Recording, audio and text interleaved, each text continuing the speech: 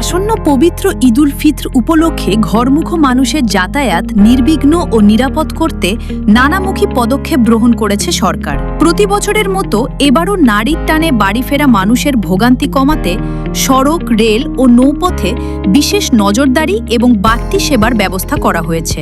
যাত্রীদের নিরাপত্তা নিশ্চিত করতে আইনশৃঙ্খলা রক্ষাকারী বাহিনী, পরিবহন সংশ্লিষ্ট প্রতিষ্ঠান এবং শ্রমিক সংগঠনগুলোকে সমন্বিতভাবে কাজ করার নির্দেশনা দিয়েছে সরকার। সড়ক পরিবহন ও সেতু মন্ত্রণালয়ের পক্ষ থেকে জানানো হয়েছে, দেশের গুরুত্বপূর্ণ মহাসড়কগুলো সংস্কার কাজ ইতিমধ্যে শেষ করা হয়েছে।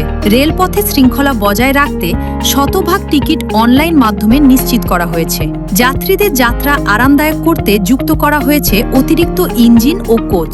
যাত্রীদের নিরাপদ যাত্রা নিশ্চিত করতে বাস টার্মিনাল, মহাসড়ক ও গুরুত্বপূর্ণ পয়েন্টগুলোতে বিশেষ নজরদারি জোরদার করা হবে।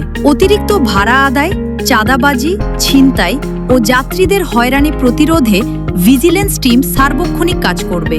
একই সঙ্গে ফিটনেসবিহীন যানবাহন চলাচল বন্ধে কঠোর অবস্থানে থাকবেন সংশ্লিষ্ট কর্তৃপক্ষ। একই সাথে যাত্রীদের থেকে অতিরিক্ত ভাড়া না আদায় করতে পারে, যেজন্য ভ্রাম্যমাণ আদালতও নিযুক্ত থাকবে।